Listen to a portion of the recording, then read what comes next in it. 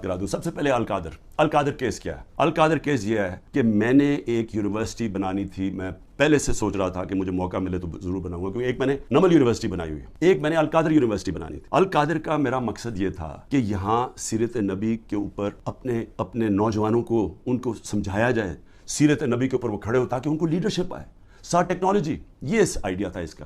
اور یہ یونیورسٹی جب میں نے شروع کی تو اس کے اندر میرا مقصد تھا کہ ملک ریاض کو، کیونکہ ملک ریاض اور پروجیکٹس میں راوی سٹی میں بھی تھا، ادھر بھی چیپ سستے ہاؤسنگ کے اندر بھی تھے. پھر بعد میں ہم نے جب یہ شروع کی سینٹرل بزنس ڈسٹرکٹ جو والٹن کی تھی، کیونکہ سب سے بڑا بلڈر ہے پاکستان کا. ملک ریاض کو صرف میں نے اس لیے کہا کہ آپ یہ کر دیں پروجیکٹ، کیونکہ ملک ریاض کی سپیڈ ہے، سب سے بڑا بلڈر ہے پاکستان میں. جو ملک ریاض نے 3 سال میں کام کیا ہے ہمارا یہ القادر میں، وہ ہمیں 14 سال 15 سال لگے نمل یونیورسٹی میں. یعنی اتنا کنسٹرکشن کا کام ہمیں 15 سال جو لگا وہ اس نے 3 سال میں کر دیا، کیونکہ وہ سب سے بڑا بلڈر ہے. میرا تو یہ مقصد تھا. ملک ریاض نے کہا میں یہ خود ہی اسپانسر کرتا ہوں یہ آئیڈیا جو القادر کا. اب یہ ہوتی ہے بات، یہ سمجھیں یہ ہوتی ہے 2018 کی نومبر دسمبر کی بات ہے. اس کے بعد جب وہ اس کی اوپننگ شروع، اس کی جو سٹون لینگ ہے وہ مئی میں شروع ہو جاتی ہے، مئی 2019 میں. 2019 کی دسمبر میں ایک کیبنٹ کا فیصلہ آتا ہے، وہ میں بتا چکا ہوں آپ کو. کیبنٹ نے فیصلہ یہ کرنا تھا کہ کیا ہم نے ملک ریاض کے کچھ پیسے انگلینڈ کی نیشنل کرائم ایجنسی نے انہوں نے فریز کیے ہوئے تھے ایز سسپیشس ٹرانزیکشن، کہ ہمیں شک ہے اس ٹرانزیکشن کے اوپر،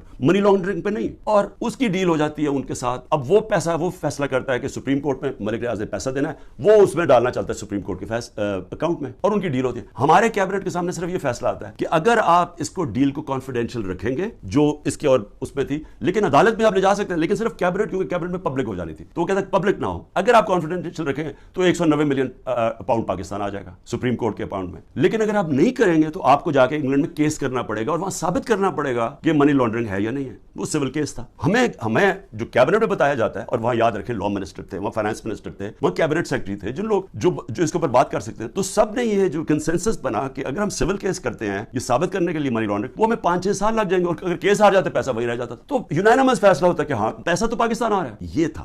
یہ میرے پہ کہہ رہے ہیں کہ جناب القادر یونیورسٹی جو آپ نے بنائی ہے اس کی وجہ سے آپ نے یہ ملک ریاض کا پیسہ یہ جانا چاہیے تھا پاکستان گورنمنٹ کو، بجائے چلا گیا سپریم کورٹ کے اندر. بھائی اگر پہلے تو ساری کیبنٹ کا فیصلہ ہے، منٹس ہیں اس کے اوپر، کسی نے کوئی آبجیکشن، کیونکہ ساروں کے لیے عقل تو یہ کہتی تھی نا کہ 190 ملین پاؤنڈ پاکستان آ رہا ہے. دوسرا، اگر آج آپ یہ سمجھتے ہیں کہ جی کوئی اس میں غلط ہوا ہے، اس کو گورنمنٹ کے پاس آنا چاہیے، سپریم کورٹ کو آپ لکھیں کہ جی غلط آ گیا، اس کو پیسے کو وہاں کریں، اور اگر وہ ملک ریاض آبجیکٹ کرتا ہے ہم جا کے انگلینڈ میں کیس کریں گے، ہم جا کے وہ ثابت کریں گے، ہمیں ثابت کرنا پڑے گا. یاد رکھیں ہمارے اوپر ہے پھر گورنمنٹ پہ کہ ثابت کریں کہ جناب یہ پیسہ منی لانڈرنگ کا تھا. اب یہ جو بھی وکیل جانتے ہیں ان کو پتا ہے کہ وہاں ثابت کرنا آسان نہیں ہے. بہرحال ابھی کر سکتے ہیں. تو اس میں عمران خان کا کیا فائدہ ہوا؟ پیسے پڑے سپریم کورٹ میں. دوسری طرف وہ القادر کھڑی ہوئی ہے، وہ ایک ٹرسٹ چل رہا ہے، ٹرسٹ ڈیڈ کے اندر لکھا ہوا ہے کہ کوئی بھی ٹرسٹی یا عمران خان اور بشرا بیگم